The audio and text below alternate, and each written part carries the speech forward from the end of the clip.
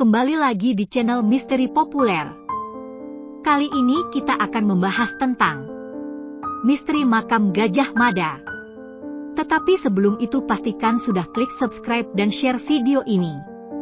Gajah Mada, seorang pejabat tinggi Majapahit yang terkenal, diceritakan dalam sejarah Jawa sebagai patih atau perdana menteri di bawah pemerintahan Raja Hayam Wuruk. Meskipun ada beberapa versi tentang akhir hidup Gajah Mada, yang paling diterima secara luas adalah bahwa ia meninggal secara misterius di suatu tempat yang tidak diketahui pada tahun 1364 M.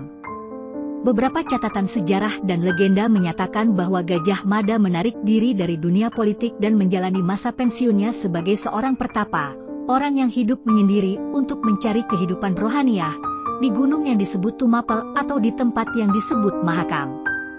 Namun, kisah ini bersifat legendaris dan bisa dianggap sebagai bagian dari mitos sejarah Majapahit.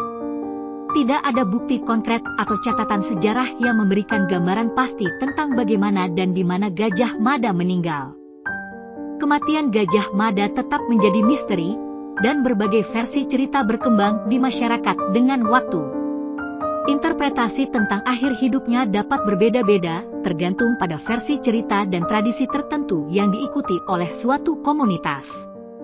Makam Gajah Mada tidak diketahui secara pasti karena kisah tentang akhir hidupnya mencakup berbagai versi dan interpretasi.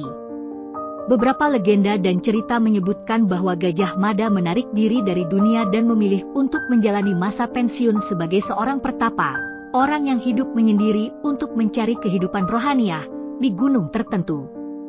Namun, lokasi makamnya tidak selalu jelas dan dapat bervariasi dalam berbagai sumber. Salah satu lokasi yang dikaitkan dengan Gajah Mada adalah Tumapel, yang konon menjadi tempat pertapaannya. Namun, ini bersifat legendaris dan tidak selalu dapat dipastikan kebenarannya. Penting untuk diingat bahwa beberapa tokoh sejarah atau legendaris memiliki banyak tempat yang dikaitkan dengan mereka, dan cerita-cerita mengenai makam mereka seringkali memiliki nuansa mistis atau simbolis.